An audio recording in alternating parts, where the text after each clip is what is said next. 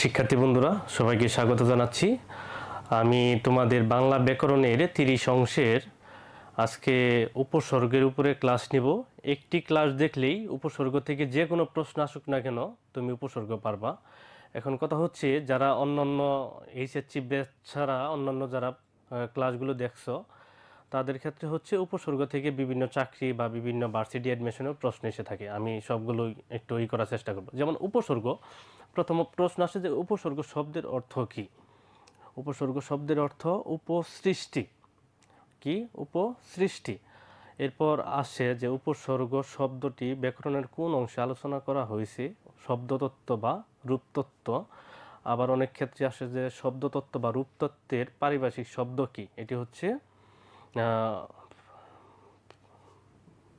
Phonology, এরপর হচ্ছে morphology, এরপর হচ্ছে মরফোলজি।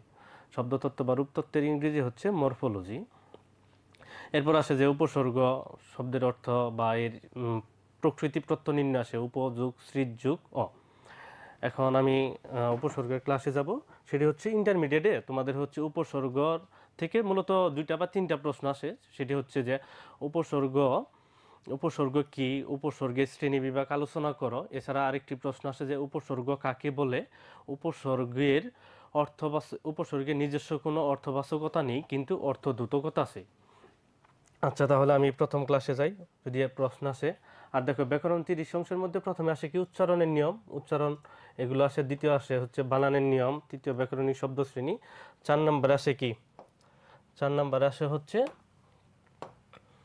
এই যে 4 নম্বর আসে উপসর্গ। হ্যাঁ, এটাতে যাব আমরা। তাহলে প্রথমে উপসর্গ। এখন দেখো উপসর্গ থেকে যে প্রশ্ন আসে যে উপসর্গ কি, উপসর্গ কত প্রকার, কি কি আলোচনা করো।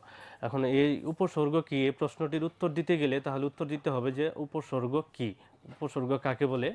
এর উত্তর হচ্ছে কি, যে অব্যয়বাচক শব্দাংশ ধাতু শব্দের পূর্বে বসে নতুন শব্দ তৈরি করে অর্থের পরিবর্তন ও সম্প্রসারণ করে তাকেই উপসর্গ বলে। হ্যাঁ, এখান থেকে আমি পাশে পাস পাওয়ার জন্য, কারণ অনেকেই বলে যে বড় প্রশ্নগুলো দিলে পাশে পাস পাওয়া যায় না, স্যাররা 4 নাম্বার দেয়।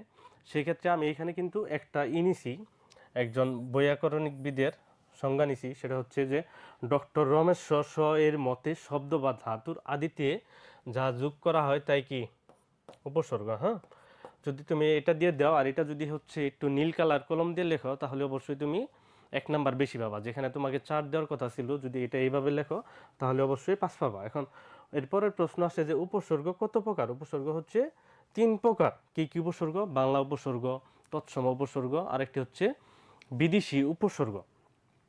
এখন বিভিন্ন চাকরির পরীক্ষায়, ভার্সিটি অ্যাডমিশন পরীক্ষায় এসে থাকে যে উপসর্গ বা একটি প্রশ্ন প্রায় এসে থাকে যে বাংলা উপসর্গ কয়টি, তৎসম বা সংস্কৃত উপসর্গ কয়টি। এক্ষেত্রে অনেকে এখানে গিয়ে ভুল করে। সেটি হচ্ছে কি যে বাংলা উপসর্গ 20টি নাকি 21টি ভুলে যায়। এক্ষেত্রে একটি মজার ট্রিক্স আছে, আমি যেভাবে মনে রাখি যে বাংলা উপসর্গ যদি ভুলে যাই আমরা যে 20 নাকি 21, সেই ক্ষেত্রে আমরা মনে রাখতে পারবো। যেমন আমি মনে রাখি হচ্ছে যে আমাদের আন্তর্জাতিক মাতৃভাষা বাংলা, মাতৃভাষা দিবস কত তারিখ? 21শে ফেব্রুয়ারি।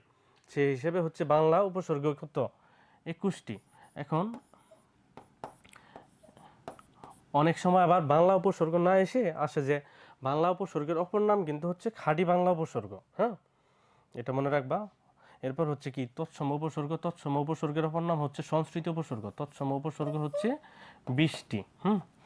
আবার বিদেশি উপসর্গ। আবার বিদেশি উপসর্গ হচ্ছে 4 প্রকার, যেমন ফার্সি উপসর্গ, আরবি উপসর্গ, ইংরেজি উপসর্গ, আরেকটি হচ্ছে হিন্দি বা উর্দু উপসর্গ। এখানে টোটাল 21টি। এখন এই টোটাল হচ্ছে 21 21 42, এরপর হচ্ছে 20, মোট হচ্ছে 62টি। তবে এর মধ্যে আবার 4টি মিল আছে, বাংলা উপসর্গ এবং তৎসম উপসর্গের মধ্যে মিল আছে। এখন দেখো এই 62টি উপসর্গ আমাদের মুখস্থ করতে হয়। আমরা 9 10-এর পড়া কিন্তু অনেকেই পারি না এই 62টি উপসর্গ। এই 62টি উপসর্গ আমি আমি 9 10-এ মুখস্থ করছিলাম, এখনও এটা মনে আছে। যেমন হচ্ছে আমি যদি বলি যে ও, অগা, অজো, অনা, আ, আড়ো, আনো, আবো, ইতি, উন, কত, কু, নি, বি, পাতি, ভর, রাম, স, সা, সু, হা। এই 21টি হচ্ছে কি বাংলা বা খাঁটি বাংলা উপসর্গ। এরপর তৎসম বা সংস্কৃত উপসর্গ 20টি। এগুলো হচ্ছে প্র, প্রতি, পরাপরি, সুষম, নি, বি, অপ, অপি, অব, অবি, অনু, অতি, অদি, দূর, উত, আ, উপ, নির। এটা আমি কবিতার মতো করে মনে রাখি, নিজে কবিতা বানিয়েছি আর কি। এরপর হচ্ছে আরবি উপসর্গ, ফার্সি উপসর্গ, যেমন ফার্সি উপসর্গ মনে রাখার ছন্দ বানিয়েছে যে বদ দরকার কম নিব না ব বেফি। আরবি উপসর্গ 6টি, এটি মনে রাখার জন্য টেকনিক বানিয়েছি, সেটা হচ্ছে যে আম খাস খয়ের খল্লা বাজে। এরপর হচ্ছে ইংরেজি উপসর্গ 4টি, হাফ ফুল হেড সাপ। আর উর্দু বা হিন্দি উপসর্গ 1টি, সেটি হচ্ছে কি হর। দেখো তাহলে যদি প্রশ্ন আসে যে উপসর্গের শ্রেণী বিভাগ আসলে এইভাবে দিয়ে দিবা যে 21টি উপসর্গ দিয়ে দিবা। তারপর হচ্ছে ফার্সি উপসর্গ 10টি, এটা দিবা। এরপর হচ্ছে 6টি, 4টি, 1টি, যা বললাম। এরপর বাংলা উপসর্গ বা খাঁটি বাংলা উপসর্গের যে নাম দিয়ে দিছে, হ্যাঁ, বাংলা উপসর্গের অপর নাম হচ্ছে খাঁটি বাংলা উপসর্গ। এখানে একটি সংজ্ঞা দিতে পারো যে বাংলা উপসর্গের সংজ্ঞা কাকে বলে। বাংলা উপসর্গের সংজ্ঞা মূলত বলে হচ্ছে যে অব্যয়বাচক শব্দাংশ বা ধাতু বাংলা বা খাঁটি বাংলা বা তদ্ভব শব্দের পূর্বে বসে নতুন অর্থ তৈরি করে তাকে বাংলা বা খাঁটি বাংলা উপসর্গ বলে। তদ্ভব শব্দের পূর্বে বসে কিন্তু বাংলা উপসর্গ। এই বাংলা উপসর্গ কয়টি পরে লিখবা যে বাংলা উপসর্গ 21টি, যদি 5 পেতে যাও এইভাবে লিখবা। এগুলো হলো কি অ, অগা, অজ, অনা। আমি এইভাবে মনে রাখি অ, অগা, অজ, অনা, এই 4টা একবারে। তারপর কি আ, আর, আন, আব। এরপর কি ইতিউন। এরপরে নেই কতকু, তারপর নিবি, কতকু নিবি। এরপর কি পাতি ভররাম। এরপর হলো নেই হচ্ছে শশা একটা শব্দ, আরেকটা কি সুহা। তাহলে মনে রাখি কিভাবে অ, অগা, অজ, অনা, আ, আড়, আন, আব, ইতিউন, কতকু নিবি, পাতি ভররাম, শশা, সুহা। এরপরে দিবা 2 নম্বর তৎসম উপসর্গ বা সংস্কৃত উপসর্গ। তৎসম শব্দের অপর নামই কিন্তু সংস্কৃত। আর তৎ মানে কি তার, সম মানে সমান, তার কার সমান, সংস্কৃত সমান। তৎসম উপসর্গের সঙ্গে এরকম দিবা যে সব শব্দ তৎসম শব্দের পূর্বে বসে, মানে যে অব্যয়বাচক শব্দাংশ তৎসম শব্দের পূর্বে বসে নতুন শব্দ তৈরি করে তাদেরকেই তৎসম উপসর্গ বলে। তৎসম উপসর্গ 20টি, কয়টি 20টি, যেমন এই যে প্র, পরা, অপ, সমনি, উদি, সু, এভাবে আছে। এভাবে মনে থাকে না, অনেকের মনে থাকে না, সেজন্য আমি একটা কবিতার মতো বানিয়েছি। এটা কি লিখে দিব? আচ্ছা লিখে দিই, হ্যাঁ। এটা হচ্ছে যেমন প্র,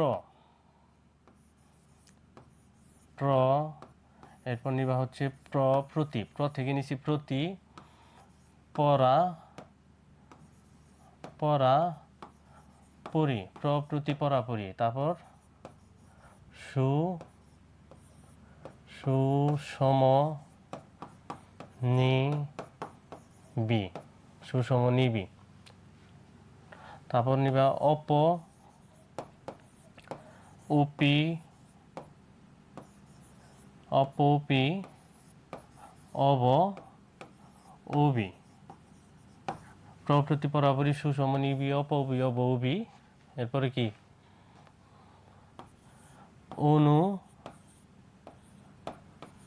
অনুতি, উদি, দূর। তারপর কি উতা, উপনীর। লিখে ছেড়ে দিচ্ছে উতা, উপনীর। দেখো এখানে দূর আছে, র আছে, এখানে র আছে, আবার এখানে বি আছে, এখানে বি আছে। 4 4 8 12 16 20, এই 20টা।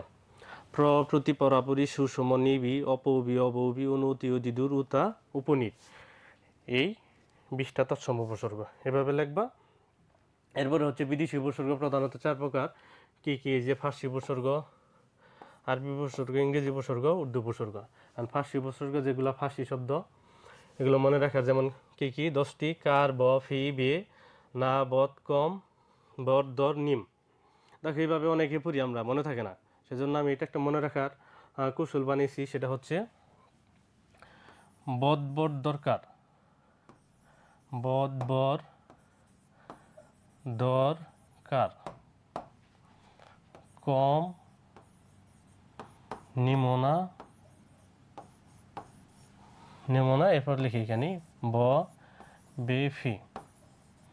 মানে কি বর মানে কি হাজব্যান্ড, বা যে আমরা যাকে জামাই বলি, হ্যাঁ, মেয়েদের ক্ষেত্রে। এটা হচ্ছে আমি এক স্টুডেন্টকে পড়াই এই টেকনিকে, পড়ানোর পরে মানে কলেজে পড়ানোর পরে ও বাসায় গিয়ে এইভাবে পড়তেছে যে বদ দরকার, কম নিমনা, ব বেফি। আর মা শুনে এসে বলতেছে যে এই এগুলো কি বলস, বদ নিবি না, মানে কম নিবি না, আবার বেশি নিবি। সেই জন্য এখন এটা যা পড়বা এই টেকনিকটা একটু এইভাবেই পড়তে পারো, হ্যাঁ, একটু বাসায় বললে আস্তে আস্তে পড়ো, নয় আবার বলবো যে কি পড়ো সেগুলো। যে বদ দরকার, দেখো বদ দরকার কম নিমোনা, এরপর কি ববেফি, বদ দরকার কম নিমোনা ববেফি। এরপর আরবি উপসর্গ 6টি, খাসলা গড় আম খয়ের বাজ। এগুলো মনে রাখার টেকনিক হচ্ছে, যদি আমি বলি আম খাস, যেহেতু এখন আমের ডিম, আম খাস খয়ের গড় লা বাজে, তাহলে দেখো যদি আম খাই তাহলে কি আম খাস খয়ের গল্লা বাজে, এই তিনটা ইয়ে মনে রাখতে হবে, আম খাস খয়ের গল্লা বাজে। এরপর ইংরেজি উপসর্গ 4টা, এটা মনে রাখবা হাফ ফুল হেড সাপ। এরপর উর্দু বা হিন্দি উপসর্গ একটা হর।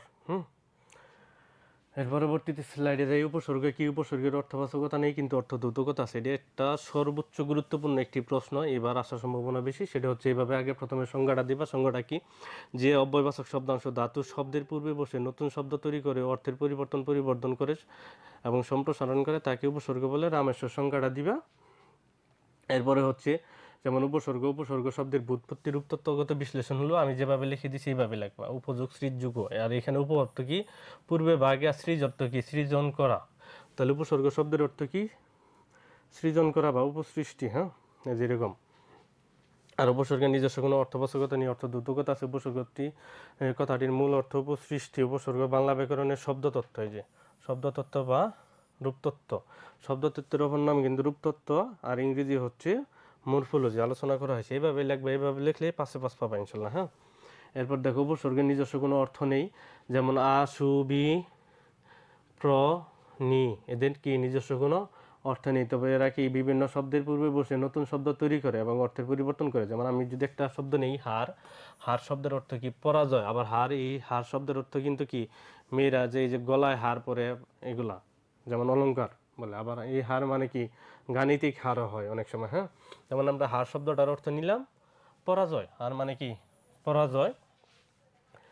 এটা কি বিভিন্ন শব্দের পূর্বে বসে এই করে এরকমভাবে দিবা। যেমন এই যে একটা সংজ্ঞা দিবা, যেমন হার, এই হার শব্দের অর্থ কি পরাজয়।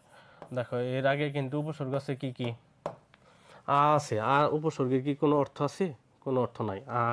প্র, বি, উপ, সং, উত, তারপরে অনা, এখানে আনা হয়ে গেছে, অনা হবে, হ্যাঁ। দেখো এই উপসর্গটা যখন উপসর্গটা যখন হারের আগে বসে তাহলে হয় কি আহার, এই যে হইল কি আহার। এই আহার মানে কি, আহার মানে কিন্তু এখানে ব্রেকেট দিয়ে লিখে দিবা খাবার, হ্যাঁ, যেহেতু এগুলো দেওয়া নাই, খাবার। এরপরে প্রহার মানে কি মারা বা মারধর করা।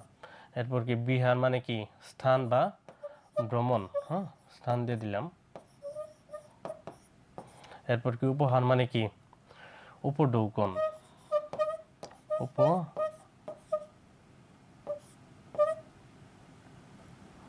উপঢৌকন, হ্যাঁ।